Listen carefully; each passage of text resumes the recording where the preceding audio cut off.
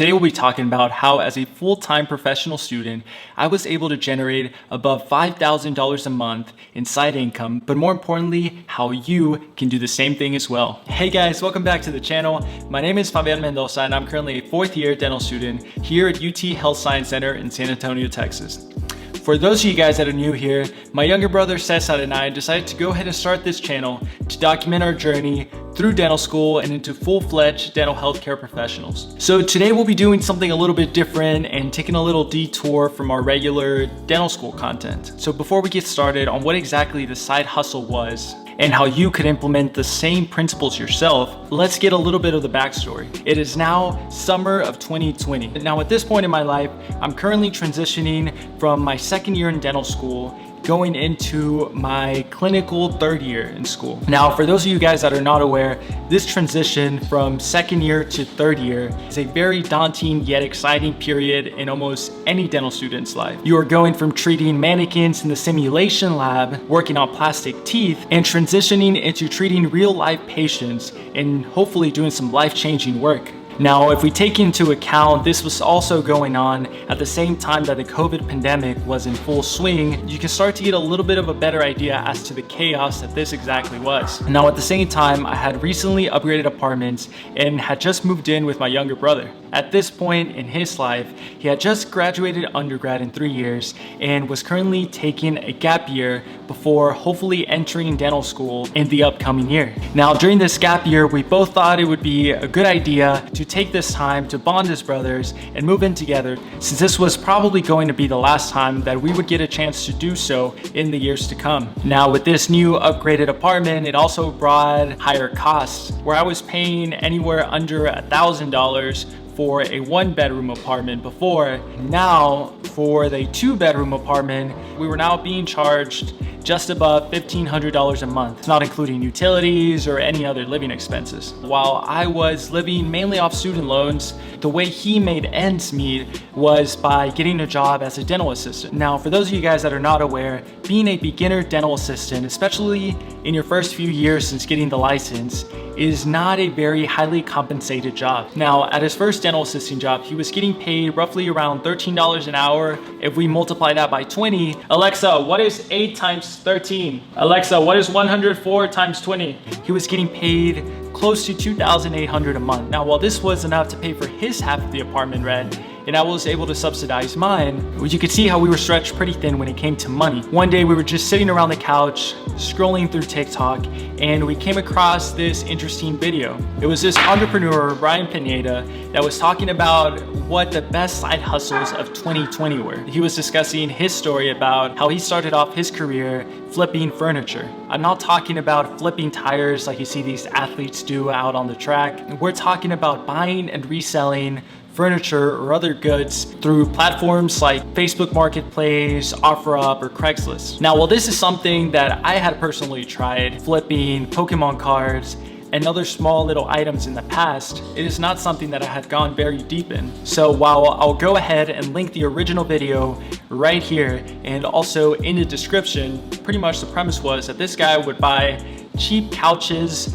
or pick them up from individuals that were moving out of their houses in a hurry and didn't have quite enough time to go ahead and sell them. He then proceeded to clean them up a little bit, take some quality pictures, and go ahead and repost them on selling platforms and basically pocket the difference between the two prices. Now, this is something that really intrigued us.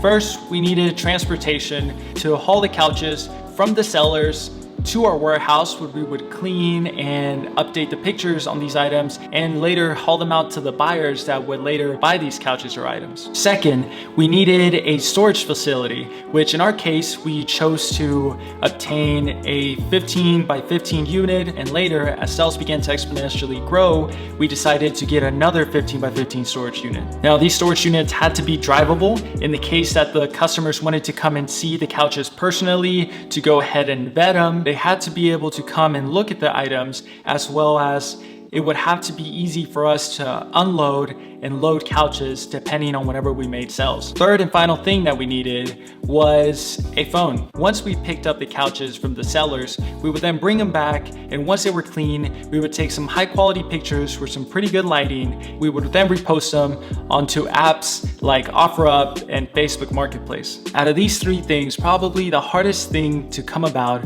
was the transportation. We lucked out in the fact that my brother was currently driving an '06 Dodge Ram. Now he was just using it at this point for daily use and wasn't really putting it to much work. As far as the storage unit went, we price shopped different storage warehouses close to our home. We were able to secure a 15-foot by 15-foot storage unit that cost us about $120 per month. Now with these three essential things secured, we had our truck, the storage unit, and our phones. We were ready to get started. To walk you guys through the exact process of what we did it, so pretty much we would go on websites such as OfferUp, Facebook Marketplace, Nextdoor, Craigslist, and search up keywords to find specifically sectional couches. Now the reason that we decided to narrow our search to sectional couches was because we found that sectionals were the most profitable. We would contact buyers and specifically try to get couches within the price ranges of free to maximum of $150. Now you might be wondering, how in the world were we able to get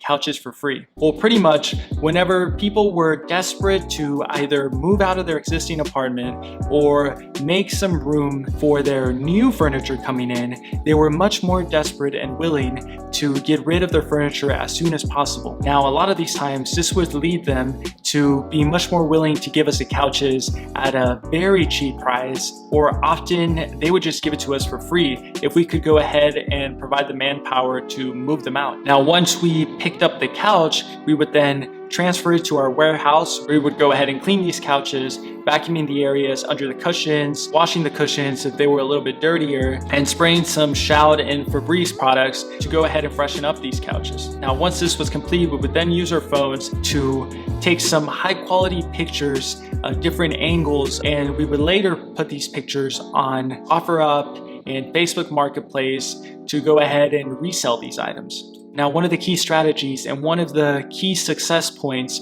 of this operation was that we offered free delivery. Now, by free delivery meant that we would not charge extra to go ahead and deliver each couch to the person that would buy it. Now, since a lot of people did not own trucks or other transportation methods to go ahead and pick up the couches themselves, they were willing to pay a premium to go ahead and get these items delivered to their doorstep and often into their living room as well. Now, despite slight negotiations and going back and forth a little bit, we were consistently able to get anywhere from $200 to $500 net profit on every single couch that we sold throughout this period. Now, if you think about it, on some of our most productive days, we were able to make roughly around 4 to 5 sales, and in our better months, we were able to sell about 30 plus couches. Now, if you think about it, this was a pretty significant chunk of change for an individual that had a full-time job working as a dental assistant and another individual that was essentially working another full-time job with my dental school didactic work as well as my clinical lab work that I had to do after hours. Now, even with these being said, and taking away expenses for gas, warehouse costs, and other miscellaneous expenses, in our better months, we were making well above $5,000 in net profit. Now, while I'd love to flex and say that this was a walk in the park, it really wasn't. We lucked out that at this point, my didactic classes were mostly online lectures that I could listen to on my drives, picking up and delivering couches, as well as my brother having way more free time working as a dental assistant compared to now as a full-fledged dental student. The way that we were able to go ahead and manage this operation was to pretty much divide and conquer. I was in charge of taking photographs of the couches once they were nice and clean and posting them up on OfferUp and Facebook Marketplace, and also running the negotiations, the back and forth between the different buyers that were interested, as well as any sellers that I saw had some good deals for us. I would pretty much take care of that. Once I had either acquired the pickup or the delivery address, I would then send the information over to my brother. That way, after he got off of work, or got done what he was doing, he would then pick up and deliver the couches and bring them back to the warehouse where we would start the process all over again. This demanded quite a bit of coordination and working up until 9 or 10 p.m. at night, making deliveries and doing pickups. Now, despite these sacrifices, this side hustle was quite lucrative. Not only were we making pretty good money considering this was a side hustle and we split the profits, but we were also learning different skills such as being able to negotiate, learning how the buying and reselling market actually works. But more importantly, we bonded as brothers throughout the whole process. We're able to count and rely on one another, and overall it made us view life and money in a whole different perspective. While we had been originally groomed that the way to make money was through a career or a profession, which we were both pursuing in dentistry, there was other quite lucrative ways to make money as well, such as things as simple as buying and reselling items at a premium online with pretty much nothing but marketing, advertising, and a little elbow grease. Now, unfortunately, as they say, everything good must one day come to an end. As my brother transitioned from his gap year and into actually starting dental school, his availability became quite limited. At this point in mid-2021, we transitioned out of online classes and into in-person classes as well, going into my 4th year. And at this time, my free time that I had available to flip couches and negotiate with customers went down as well. While we are still able to buy and resell couches, we are not able to do it at the volume that we were able to do it once upon a time. At our height, we were able to constantly have 2 15 by 15 square feet units full to the brim. We have since transitioned down to a single 15 by 15 foot unit instead. Now, while we're not doing the $5,000 plus a month, we're still doing quite well and making enough for the couches to pay for the warehouse, the gas, and a large portion of our monthly rent as well. Now, the point of this video is not necessarily to flex or anything like that, but rather to go ahead and let everyone out there know what exactly is possible, especially with some out-of-the-box thinking, such as buying and reselling items. Now, if y'all have any specific questions about how we went through the operation or anything, make sure to drop a comment and also check out Ryan's video. It has a lot of useful information, some things that we would look for whenever looking for specific couches and how to better negotiate with different sellers and buyers. As you can see, the buying and reselling market can be quite lucrative if you know how to do it right. So if you are interested in pursuing a buying / reselling side hustle, the first and most important thing that you need to consider, you need to select a type of item that is in good supply in order for you to constantly be able to buy items and then later not have any issues reselling them to people down the road. Second thing that you need to consider is that you need to be able to bring value to your customer as well as know your margins. So what do I mean by bringing value to your customer? So in our case, one of the biggest key points to bringing value was that we were able to deliver the couches and provide free delivery. That, combined with the fact that we would also clean these couches and have them ready to go, made the buyers much more willing to buy from us. Another thing is that if you're going to be buying items, you need to have a predetermined price range by which you want to find these items and buy them at, so that later on the road, whenever you resell these items, you have a set profit margin that you can pocket every single time you make a sell. This is extremely important because it will make your operation much more systematic and you can go ahead and apply it over and over and over again. Some other things that I would recommend that are a little bit more obvious would be, of course, take your time to take good pictures of whatever item you are reselling. A lot of people just take a single picture of their item and post it on these selling platforms. But if you can go ahead and take multiple pictures of the items from different angles, as well as provide detailed description of the item itself, I can promise you, you will be able to sell the item at a much higher premium compared to if you just take a single picture. Also, you can make it much more convenient for your buyer or your seller to choose you over anyone else if you are able to provide convenience such as immediate delivery or immediate pickup.